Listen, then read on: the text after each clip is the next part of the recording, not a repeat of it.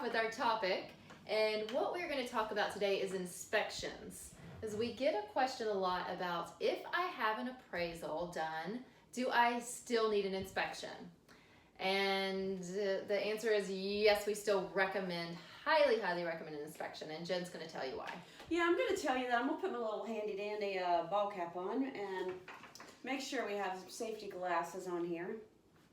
Get all of that prepared. And, you know, before you bring out the drills on your new house and your hammer in your new house, you want to make sure that you have had that home inspection. The minute you go under contract, have that inspection, because that inspection, that home inspector is doing a lot for you. They are making sure your roof, your AC, your electrical, your plumbing, everything that is non-evasive, I feel like an airline stewardess, is completely, you know what's going on in that house. Now keep in mind, they cannot, some items they cannot get to, like items under your baseboards, are not going to take the house apart. So there might be a few items they cannot see. There might be attic space they can't crawl into. So this doesn't imply that every defect will be located by an inspector, but because they do a limited non-invasive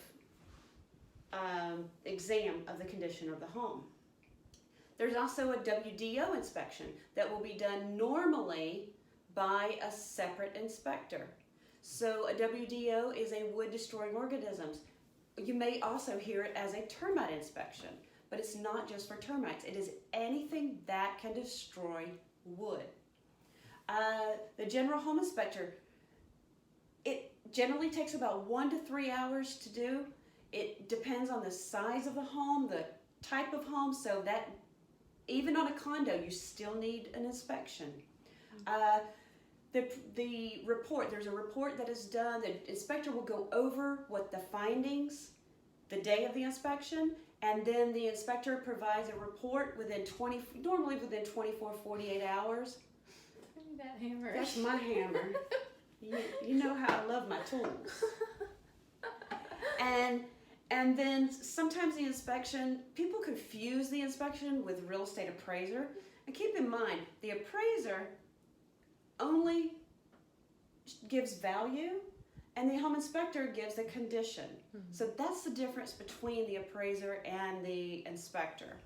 And then the real estate contracts, most of them, if not, like almost all of them, they provide an inspection contingency of some sort. So work with your realtor. They will explain that to you about what inspection contingency, how you want to work that out. And then please remember, it is the buyer's responsibility to hire the inspector of their choice. Yep, so you can pick the inspector. If you have an inspector you know. If you don't, your realtor works with inspectors all the time. They can recommend one. But definitely we highly recommend an inspection before you move on through the contract. And you only have so many days. So whatever's on your contract, you have to have the inspection. Work with your realtor. Get the inspection back and have it all done within that inspection time. And remember, your realtor is not an inspector. We don't know what's in that attic. We don't know about the roof. We don't know how the AC is. That's what an inspector is for. So we hope that helps clarify appraisal and inspection. We didn't go into a lot of detail, but just to kind of give you an idea, if you have an appraisal, yes, the appraisal is for the bank. The inspection is for you as the buyer. So that kind of gives you a peace of mind that you are spending your money on something that is not going to fall apart when you move in. That's so right. Thank you so much for explaining that, and thank you so much for joining us. We will see you next Tuesday, and you guys have a wonderful rest of your week. Cheers.